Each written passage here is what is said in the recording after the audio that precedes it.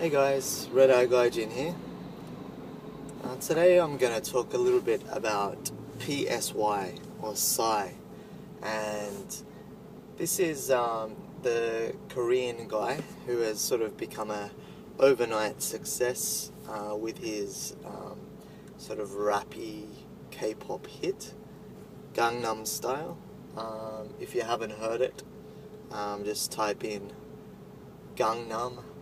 And you'll find not only his originals but thousands upon thousands of covers and people doing the funny horsey dance, as it's been labelled, which sort of made it famous. It's more about sort of a combination of the choreography, which is quite a humorous dance to watch, especially this little chubby Korean guy with sunglasses on, with sexy ladies all around doing the same. Anyway, the reason I brought him up today was I've just come to realize that he is very popular in almost every country in the world. Every sort of, I would say, at least developed country in the world. That, all the sort of countries that get CNN, if you like, but not Japan. And I thought it was, I was actually really surprised because K-pop and sort of Korean pop culture is often firstly taken up by Japan before other countries. So I'm talking about a lot of those Korean girl bands and a lot of the television series, the Korean dramas, which are really popular with the Japanese housewives. But this is different. This guy is probably, well, I would say certainly the most famous ever worldwide Korean pop artist, and he's hardly mentioned in Japan. It doesn't get much airplay.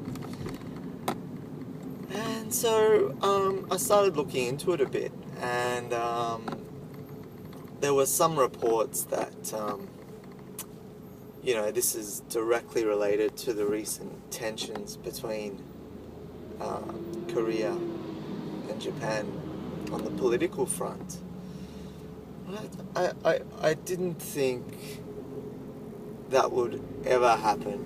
I mean, I've always thought of this Korean pop culture and Korean dramas and stuff as something that never it sort of transcends political issues. It doesn't. It hasn't been affected in the past, but now it is. And reading further into it, I found that he actually chose to not launch in Japan first, which is very unusual for a K-pop artist who's going abroad to promote their music, but went straight to the USA. Now, some will say, well, that's because the guy himself actually can speak a bit of English, and by the sounds of it, he's had some sort of experience in the US already. But I still think that this is a bit of a scary sign.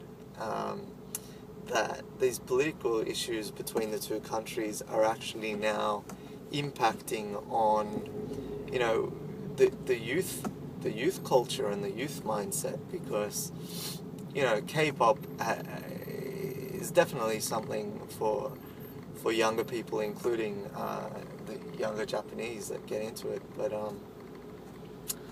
seems like politics got in the way this time. So this might be a sign of the times. Anyway, what do you think? Let me know.